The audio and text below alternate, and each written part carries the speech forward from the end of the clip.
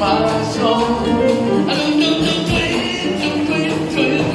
Yes, time can never destroy. If you're wondering what I'm asking, really, I'm so excited to be here, and I thank you all. Thank you very much for all of you for coming. I really appreciate it. You know, this is my LA debut. My first time in LA. Yeah, it's about time, I want to say, if I don't say anything. But it's so exciting to do it, but also to do it here at the Catalina. I mean, a place that's, you know, it's a music institution, a long time music institution, really. You know, speaking of that, you know, I didn't know Catalina is a person. I thought it was named after the island, you know. I really did. No, she opened this place in 1986. Imagine running a jazz club in LA since 1986. Holy mackerel. She deserves a hand. Let's just give Catalina a hand. Yeah. So, you know, it's really something, you know, it's weird to look out into this audience and see so many, you know, to see so many of my friends and family, and it's really, it reminds me of something that Sammy Kahn, the great songwriter, I'm going to talk about him later in the show a little bit more, but he said to me once, he had towards the end of, later in life, he had a one-man show, and he would perform it all over the city, all over the country, but he hated to perform in LA. He said he hated playing LA. I said, why? He said, because when I play in LA, all my friends come and I see them in the audience and it makes me nervous. Yeah, I see what he meant.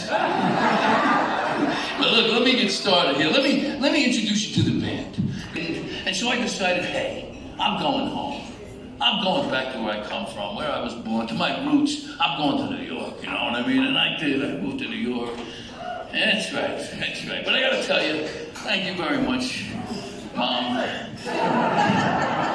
But I gotta tell you, you know, being in New York City, you know,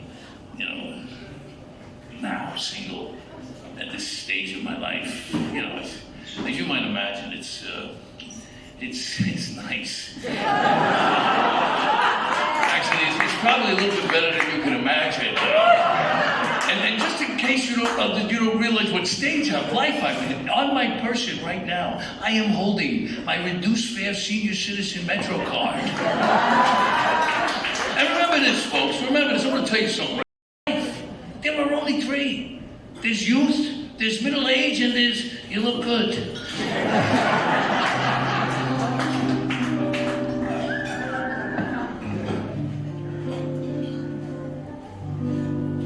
When I was 17, it was a very good year. It was a very good year for small town girls and soft summer nights. We'd hide from the lights.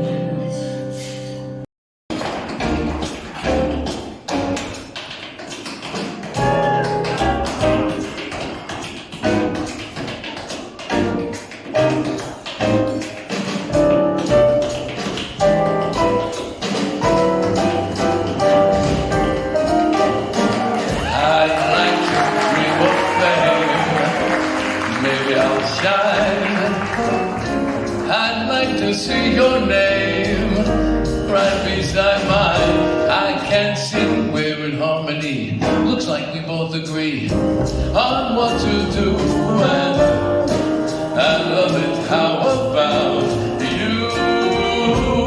Networks.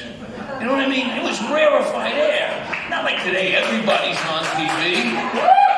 Except me. But it's true. Back then, man, it was weird. And so you were really a star. And I was, like the second year at Taxi, I started freaking out a little bit. I got a little bit of a swelled head, walking around the house thinking who I was. And finally, my mother brought me back to her with a very succinct, very clear, hey, big shot. When you introduced me to Sinatra, then you're a star.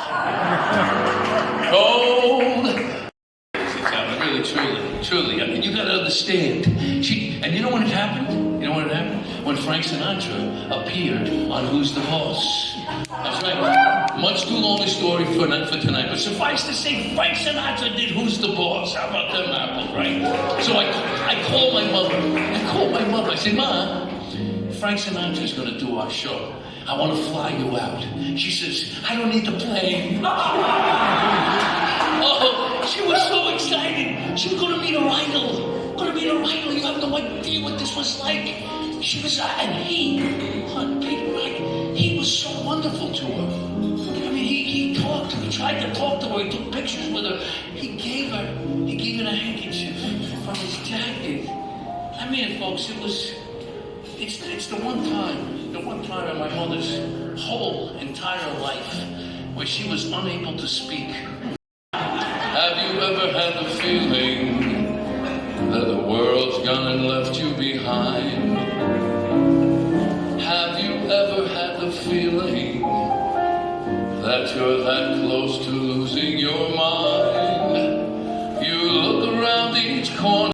Joke the other day, you know when you turn 50 you start waking up with injuries? You know what I mean? You go to bed, you're fine, you wake up with a broken leg. You know, how did this happen? But anyway, so I'm with Billy Wilder at his 90th birthday party. 90, he's 90. He's showing his, he lived to be 95, by the way. And he died, listen to this, he died on the same day as Milton Berle and Dudley Moore. Yeah, they must have needed some entertainment up there or something, you know. But anyway, so we're at this party, and he was showing his age a little bit. He was a little bent over, and he wasn't in the greatest mood, which he very rarely was in a good mood. But anyway, I said to him, I couldn't help myself. I said to him, hey, Bill, what's it like getting old like this? And he didn't particularly like that because his head almost came off, you know. There are those who best love comes but once, and yes, I'm awfully glad that we met the second time around.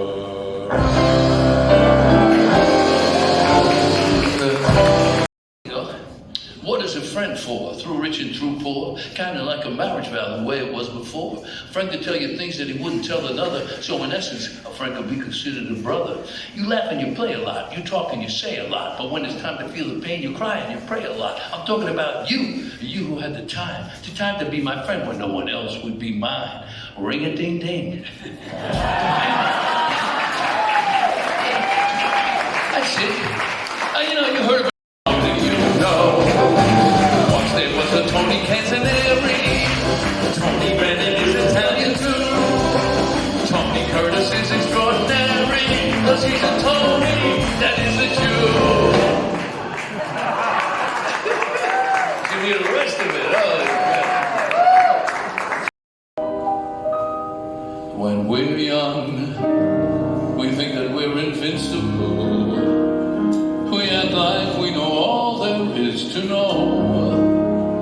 We pop our pills and smoke our dope and never realize that hope is just a visitor, a guest star on the show. When we're young, we don't know from impossible. We put our faith in moxie and romance. But when it's ripped away, tossed out the door, it strips your innocence right to the core. He says to himself, if he can serenade her, he can win her over and make her love him. And so he sings this song to her.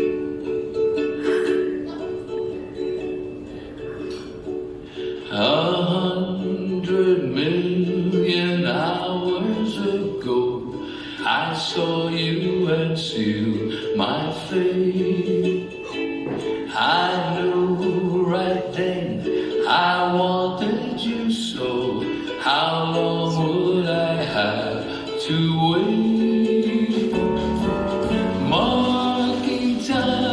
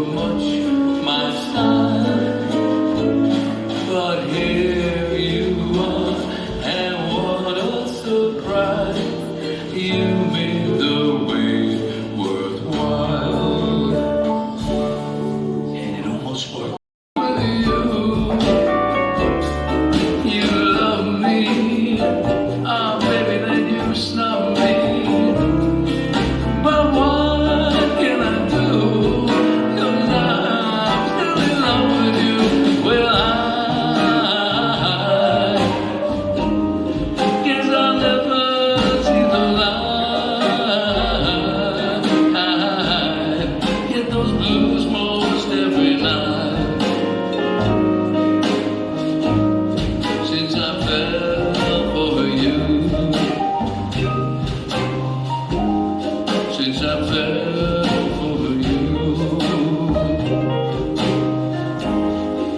since I fell for you.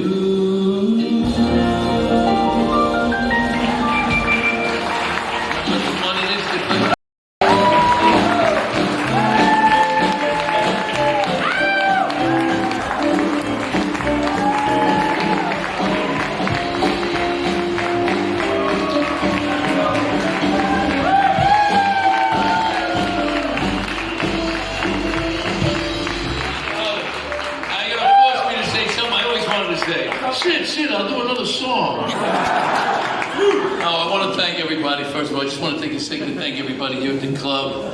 Catalina and everybody that works here. Chris, thank you very much. Louise, the bartender. All the guys that help make the club such a great place that it is. Once more, my band, ladies and gentlemen, Mr. Joe Davidian, Mr. John Arbo, Mr. Eddie Pacabelli, and Mr. Dave Shoup. Just hoping you'd appear.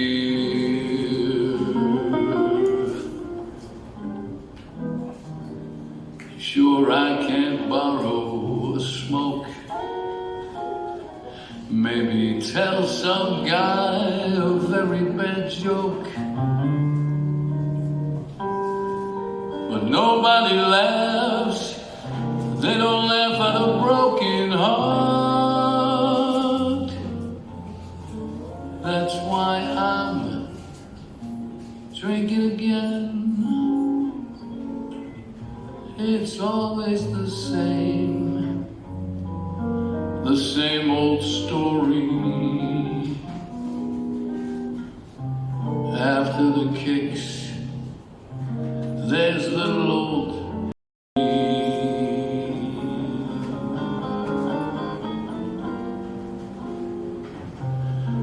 trying to lose a dream that used to be.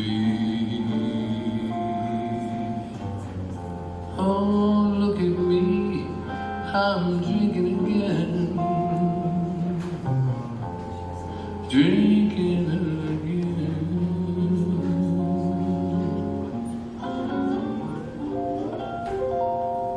Mr. Dave Shoup, ladies and gentlemen. Thank you very much. Get home safe, everybody. Thank you.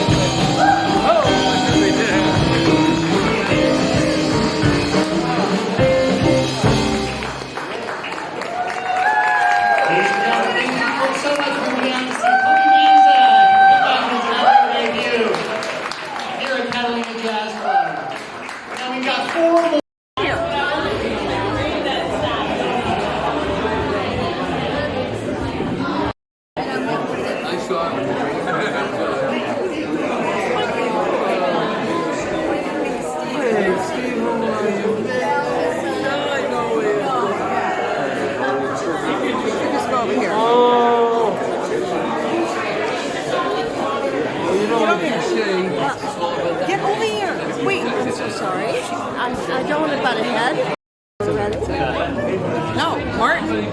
Get closer. I'm so sorry. Hey, Martin. I'll take it too. All right.